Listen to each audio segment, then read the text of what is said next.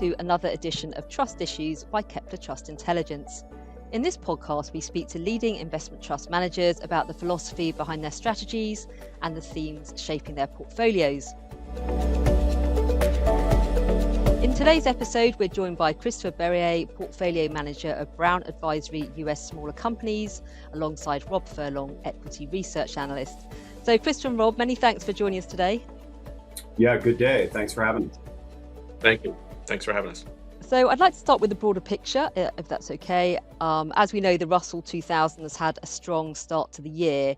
So could you talk us through whether that's been a broad-based rally or perhaps driven by a narrower band of names? I think if you were to listen to our conversations internally, you would hear a Lord of the Rings reference, which is one theme to rule them all. And obviously that's been artificial intelligence or AI. And so we've observed, historical concentration within the index, to the point where it makes, 99 and 2000 blush a little bit in terms of its excessive concentration. I think the interesting thing is not just that it's a narrow swath of companies that are driving the rally, but it's the magnitudes of the gains in some of those businesses. We're not talking up 100 or 150%.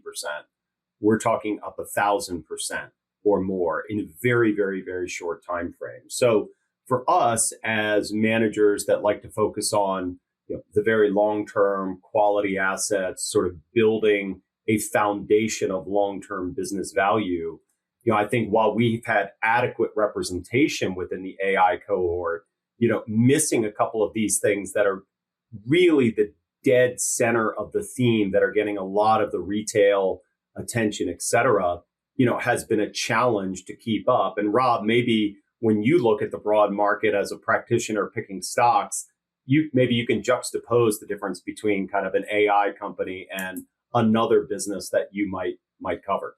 Yeah, it is definitely two camps. You're either an AI winner or you're an AI loser, or at least a perceived AI loser. And the bar is set differently for each of those. So if you're perceived as an AI winner, you can kind of do no wrong. These are the names that kind of go up. What's more difficult is looking at these names that are perceived AI losers, because no matter what you see, sometimes it doesn't matter because there's just so much capital moving into the AI winners. So we have some names. It makes it very difficult as an analyst and as a stock picker. We have some names where you will see revenue grow, you'll see earnings expand, you'll see management doing smart things for the long term of the business, but it doesn't matter because the capital just moves out of those names and moves into the AI names and the stocks go down. So what we try to do is when you're looking at these names in particular, try to find, you have to focus heavily on a catalyst that either moves them into a perceived AI winner or is strong enough to overcome this perception that it is an AI loser. So from a day-to-day standpoint in this kind of market, that's what you're doing when you're analyzing these high quality businesses. You're focusing on the long term, but also the near-term catalyst becomes more important, especially for this category of companies. And how has that affected your portfolio in terms of making any meaningful rate changes relative to the benchmark? I think that we have learned over the years, as passive has become a vast and fast growing part of the landscape, particularly down cap. I mean, we started with large caps and now we're fully, going passive in the small cap category as well. We understand how important the reconstitutions are, and also having companies that receive those passive flows have become to short-term investment performance. I don't think it's going to impact the intermediate to long term, but certainly in the short run, having flows going into names because they are a passive constituent, is important. So when we think about the changes to our portfolio, not just in light of, the AI thematic and what it's done to the market, but also the upcoming reconstitution, which is fairly radical relative to what we've seen in history. We're trying to overlay those two forces inside and on top of this 3G high quality approach that we have. And 3G, by way of reminder, is just a simplistic way for us to say durable growth. So growth that is going to last. sound governance. So people that are executing against the business strategy with the right incentives and want to drive long-term shareholder value. And then the last G is really about the go-to-market strategy and how does it scale over time? Because growth is great, sustainable growth is far better, and growth that turns into profits at good or better than good returns on invested capital is what drives businesses over the long term. So the short answer is yes, AI and the fact that a lot of these companies have gone up a lot has started the process of us reallocating capital from some of our AI winners, given how big they've been, into other pockets. What we're asking ourselves as we move capital is what is the forthcoming index reconstitution going to do to the fabric of our portfolio on a relative basis? And then as we're moving capital out of this like direct theme, why are people going to find the businesses that we're putting capital into interesting? Why is it going to have a utility in their portfolio? And that utility is either this is a solid company that's going to hold up very well in a down market for these reasons, or this is a company that is going to participate in the upside. So to Rob's earlier point about what are the catalysts, why are people going to care? I would say that in our conversations, we spent a lot more time in the past year or two on what is the utility of a company in someone's portfolio and what are the catalysts and why is that going to drive interest in a company? Because yes, we're investing for the long term, 3 to 5 year horizons, but the long term is made up of a series of short terms, and people generally measure you, whether we like it or not, on quarterly, semi-annual, and annual results. And so the trick of being a portfolio manager is to invest for the long term and to weigh these long-term results and to try and balance some of the concerns you have over the next 6 to 12 months to build a portfolio that has a reasonable return over an extended period of time. Rob, I don't know if you have anything to add to those. I was going to add, look, I think a great example of that approach is a relatively new name in the portfolio called Plexus. They're a contract manufacturer. There are 3 or 4 other players in the space, Jabil, Flextronics, to name a few. And Plexus has intentionally chosen not to chase data center business. And the other stocks have been up and to the right. And Plexus has done well.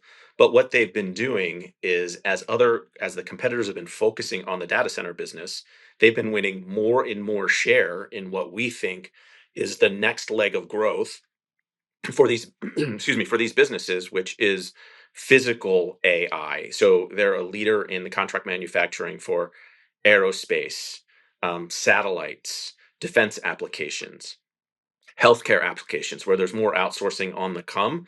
So it fits these 3 things that Chris has just mentioned. We think it's a great long-term business. It's a management team that's been there forever. They run the business well. There's strong governance. They're gaining share, but it also is a large name in the bench. It becomes larger on recon. That's kind of how it popped up on our radar. And there is this catalyst over the near term where their growth should accelerate because they're winning more share as their competitors are focusing more on the data center. Now, the stocks of the competitors have gone bonkers, but we think this is kind of the next leg of growth. So it's a good example of that approach. And staying on the topic of AI, how risk averse are you around software at the moment in light of the AI-induced SaaS sell-off? It's a wonderful question, and it hits on a broader theme, which is there are AI winners and there are AI losers. I think when we talk about software, it is important to remember that it was only a few years ago where software as a service in particular, was regarded as the single best investment in the stock market, and no valuation was too high. The reason for that is that the business models had very, very good growth, really high gross margins, and scaled enormously well and generated cash. And there was tons of visibility to it because it is a subscription business model. So we've gone from a period a few years ago where the darling of the stock market is now seemingly uninvestable. because of AI. Because people believe that as you fundamentally democratize coding and hand it off to machines so that lay people like me who are not programmers can program software, that dramatically erodes the value of the franchises in the public market. We think about AI, and then I'll let Rob maybe touch upon software specifically. We're looking at AI and we're trying to ask ourselves, after this historically large run up in the stocks, what is sustainable and what is not? And I think when you look at the small cap space, one of the things to keep in mind is that, yes, the revenue growth and the profit gains of many small cap companies attached to AI have been prolific over a very short period of time. But then ask the question, why? And the why behind that is we went from spending 50 billion a year on AI and data center infrastructure, and people are now talking about $1 trillion. That is the largest capital spending boom in the history of the world, even when you adjust for inflation. So if you happen to be in the way of that tidal wave of money, your business is going up and to the right and probably at an alarming rate. The problem with a lot of the small cap businesses is as follows. They are book and ship businesses, meaning you get an order, you build something, you throw it on a truck, it goes out the back of your warehouse and ends up at a data center. In order for you to keep growing, the amount of money spent on your product going into data centers has to also keep growing.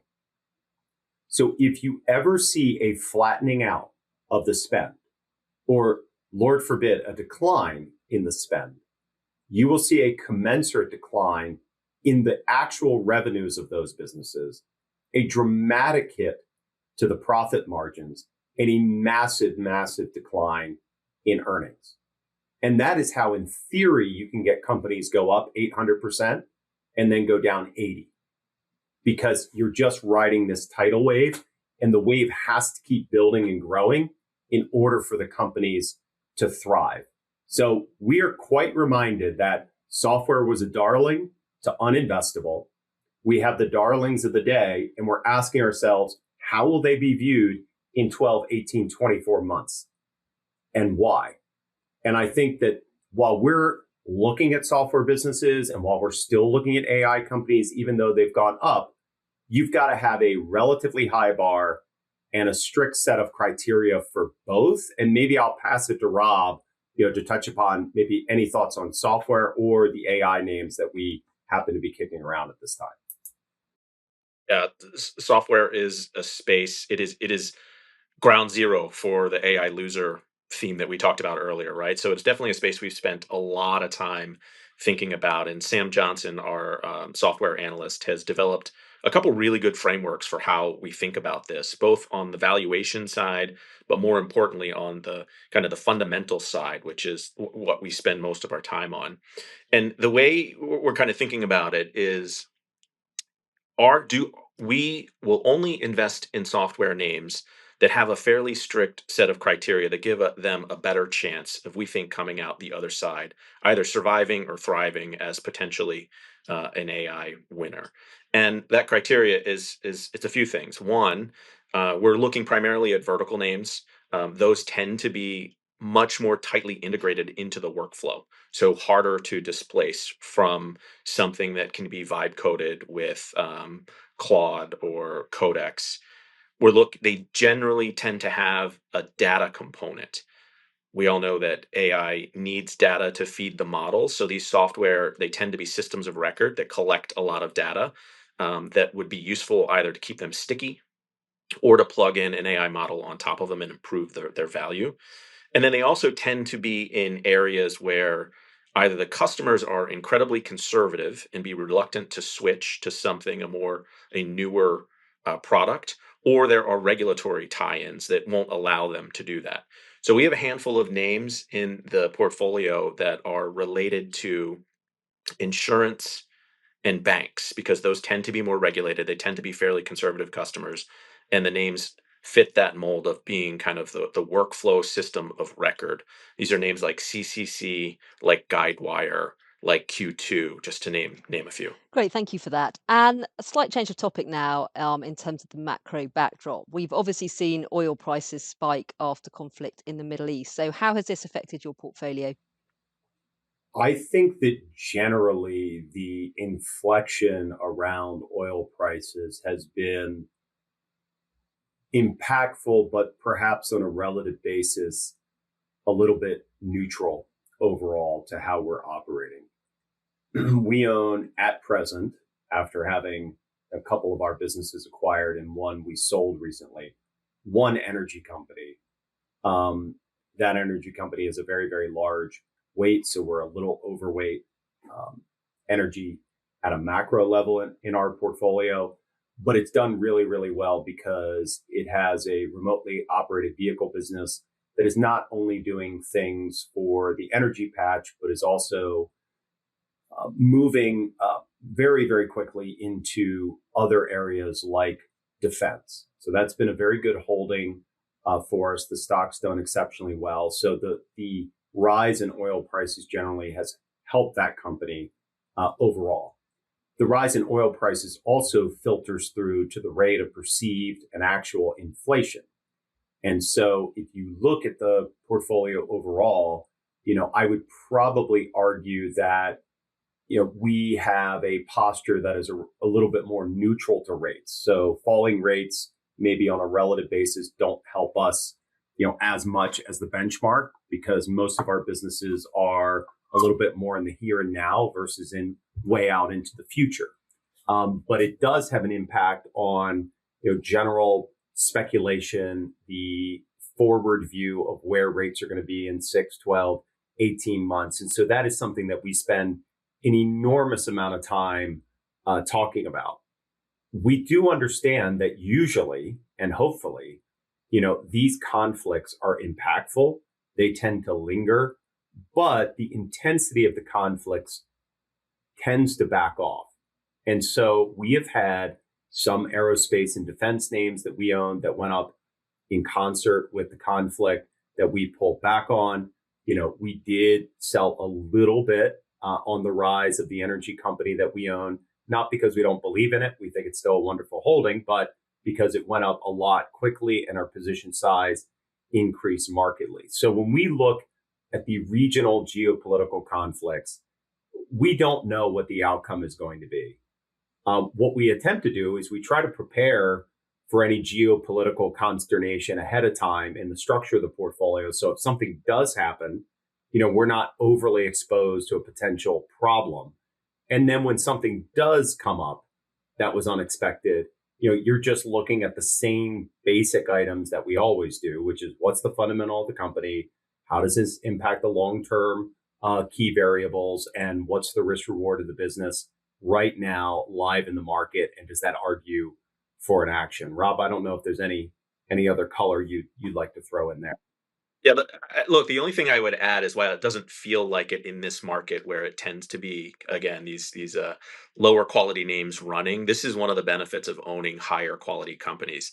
One of the side effects is that they have much better pricing power. So if we were to have oil prices remain high, a lot of our companies have pricing power that allow them to pass that through to the customer because of their dominant competitive position. So again, it doesn't feel like it some days when the market is just ripping with higher beta names, but that is a comfort we have in owning higher quality companies. The one thing I would add that might be relevant for listeners is that when you have other variables that are introduced that cause uncertainty in outcomes, it could be uncertainty in supply chain, it could be uncertainty in economic growth, it could be uncertainty in terms of future rate of inflation and interest rates. People tend to turn to the thing that is most certain in their mind. And that is another driver of AI stocks going up. You can feel it. As conflicts increase, as uncertainty grows elsewhere, people want to put their money in the thing that they know has the most short run momentum. because they think that that means that the price will keep going up. And so I would say that yes, in and of AI, there's a lot of powerful things going on with the capital spending boom. But I would also say another kicker to the returns has been the fact that there is other uncertainty out there, and people tend to gravitate away from uncertainty and into certainty. And right now that is AI.